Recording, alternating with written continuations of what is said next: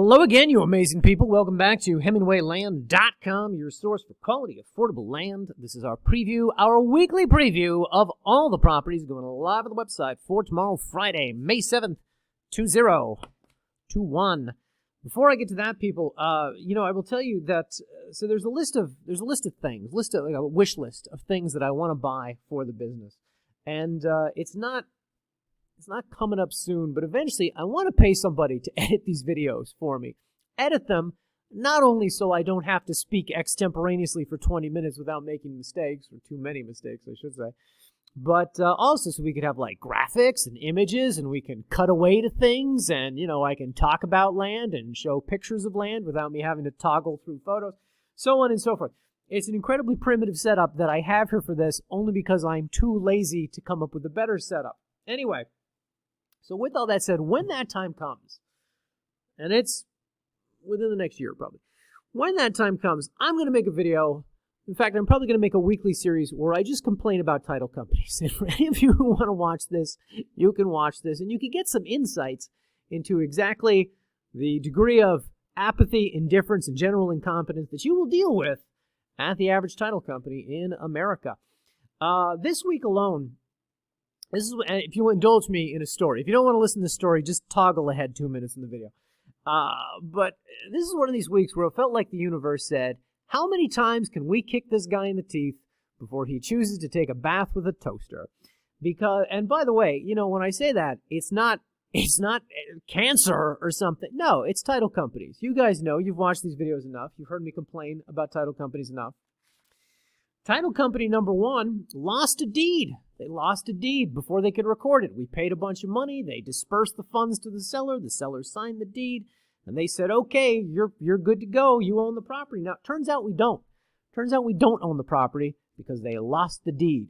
And when I hear title company lost a deed, I assume the seller has since died or moved to Borneo. Thankfully, this person did neither. They're cooperating. They got our money, so they're cooperating. They're signing a new deed. We're getting it recorded, so on and so forth. But title company lost the deed. And when they lose the deed, they don't apologize. They're not like, oh, my God, we're so sorry. No. You get an excuse. You get like, I don't know. It disappeared. I don't know.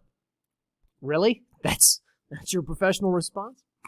So that's title company story number one. Title company story number two is we got somebody who put down some money through the website. They wanted to buy a property. We signed a sale purchase agreement with them. We submitted it to a title company, and that was 3 months ago.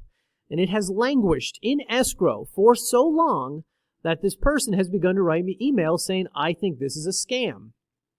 Now, of course, this title company is a professional entity. They're underwritten by First American Title. We've CC'd them on 7 million emails in the last 3 months about this property, etc. But it began to seem squirrely to them. And honestly, for however illogical that may be, I don't think it's unreasonable.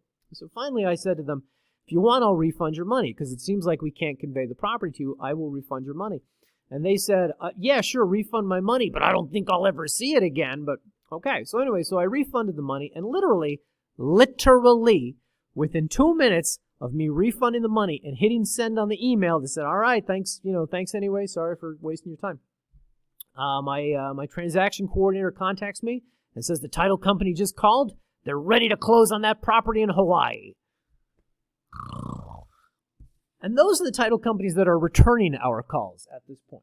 Anyway, so when I eventually hire somebody to edit these rants, these monologues of mine, I'm going to have a new segment here on the channel called Hemingway Complains About Title Companies or something. I don't know. We'll work on the title. Anyway, but with all that said, the good part about this past week are you, magnificent buyers. The people, see, that was a good segue, people. All of those of you who choose to do business with us, give us your hard-earned money, it is greatly appreciated. The list of buyers from this past week who we are grateful to include, in Socorro County, Janet, Logan, Connor, Julia, Paul, Michael Scott, and another Michael. 2 Michaels. I should have organized that list better. All right. In Torrance County, Lori and Josh both bought land from us in Estancia Ranchettes. The Estancia Ranchettes experiment, by the way, going better than I anticipated. We're probably going to buy more out there, just because. Anyway, and finally, in Nye County, Pahrump, in Nevada, Victor and Jason both bought properties from us out there. Thank you to both of them. Thank you to all of our buyers from this past week. You made the week far less excruciating than it was made out to be by the title companies that we are dealing with. With all that said, guys, new properties going live on the website this week. I know that went on way too long, but I appreciate your patience. I appreciate the catharsis and you guys allowing me to vent. Anyway, going live this week. Ba-boom! We're back in Rio Arriba County in New Mexico. Yes, we still sell properties there. We got a new lot up by the Navajo Lake, Navajo Marina State Park up here. This is, as you can see from the headline, RV-friendly corner lot. It's close to power. It's close to the marina. RANM 7637. This is 0.81 acres, 0.8 of an acre, not 81 acres. Priced at $6,000. So I, of course, will have a video up on the website tonight where I will blather on at great length about the details of this property. I do just want to point out to you guys, bring it up on a map. You're up here in the northwest part of the state, roughly about 40 minutes outside of Farmington, right by the Navajo Marina, second largest body of water in the state. And it should be noted, guys, properties we've listed in the past have always been on the San Juan side of the marina. This is on the Rio Arriba County side over here. So ever so slightly different as far as zoning is concerned. I'll discuss that in the video this week. But overall, very similar property, very similar to the types of things that we usually boast about in these lots. Hey, I know. Let me bring up some photos. Photo number 1, plat map, boom. Corner lot up here in this subdivision. But more specifically, I want to mention the following. Here's how good this property is. It's a long list. I'm going to read you the list. Number 1 is a corner lot. Number 2, it's close to power. How close? Roughly about 1,200 feet. Number 3, it's close to the marina. As noted, take your boat out there, go rent a boat, rent a jet ski, rent one of those big 48-foot party boats. You could do that out there. That's pretty cool. No HOA, no annual dues, no covenants and restrictions. Literally, the developer chopped up a bunch of land and didn't write any covenants or restrictions for this region, or didn't record them with the county, I guess. So it's going to give you a lot more freedom, a lot more independence than you will typically find. Etc. It is a buildable lot. What do I mean by that? I mean that it's over 3/4 of an acre, and of course, when these things are over 3/4 of an acre, that means that you can put down a conventional well, a conventional septic system on the property. Here, by the way, once again, is the marina. This is a map that we boosted from their website, and down here is where the subject property is located. More photos of water, guys, as I continue with the list. The property is RV-friendly. RV-friendly. The San Juan County side, RV-friendly means you can live out of your RV because they literally don't care that much. On the Rio Arriba County side, however, the restrictions are 3 months. 3 months. That's June, July, and August. You can go out and live right by the marina for 3 months without anybody saying boo. And then, when you want to get the permit re-upped, you don't even need a building permit. You don't need to be building on the property.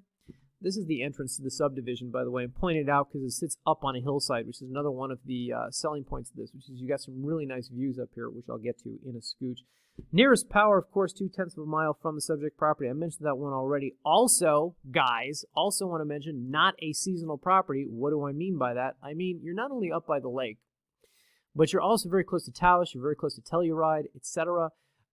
These, by the way, are some of the aforementioned views that you have up here, the nearby mesas that are in the region, the nearby Rocky Mountains, or whatever exact mountain ranges here in southern Colorado, etc. As we go to the drone shots, you can also see that out here you've got, as mentioned, RV friendly. You can actually see some of the RVs that are, people who are camping out here, people who are living in this area with their RVs, who are out there for long durations, etc. So you will be able to do that as well. Here's a property, looks like it's got 3 RVs on it, etc.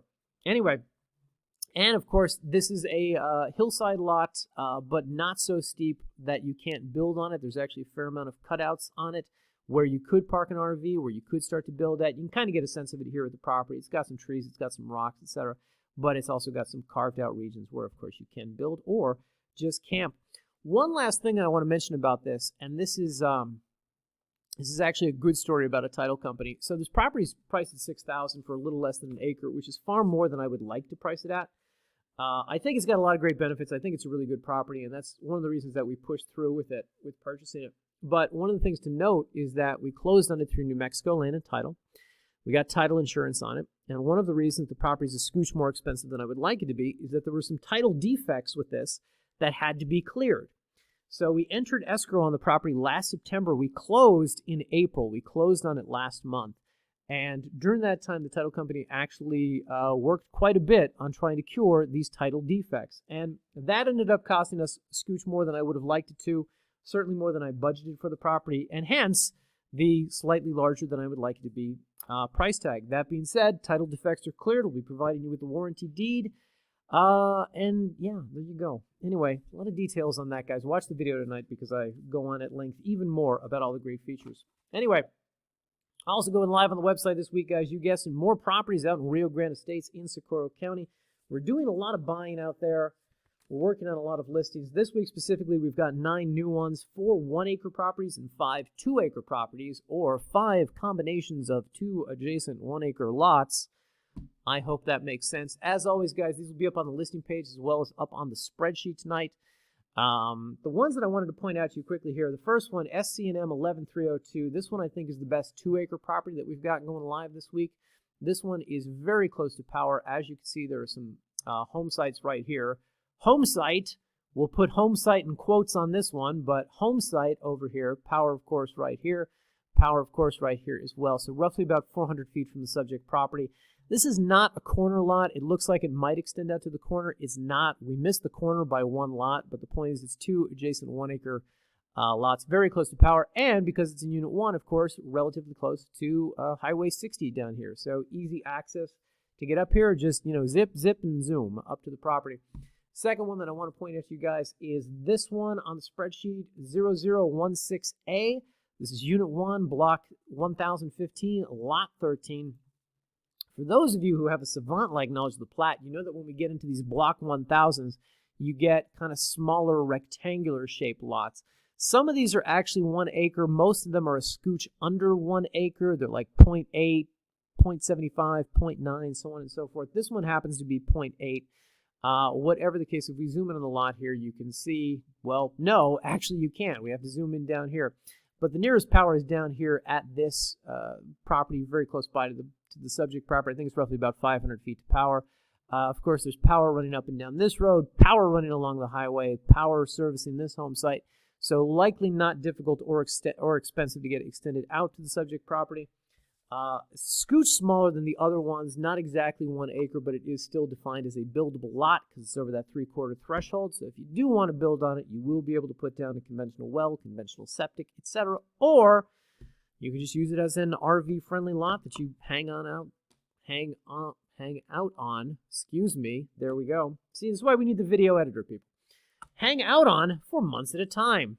Blah, blah, blah. Anyway, those plus 7 other new properties going live in Rio Grande Estates, etc., etc. For the record, guys, next week coming up in Rio Grande Estates, I've got some really large acreage, some really large combinations of adjacent lots. So for those of you who have been calling and emailing and asking about that, we will have some properties 5 acres and north of 5 acres in this region, which is really, really, really hard to come by.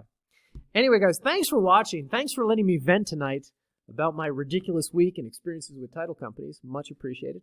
My weekend begins soon. I hope you guys have a good one. Happy Mother's Day to all the moms out there. And we will see you in next week's videos. Thanks for watching, guys.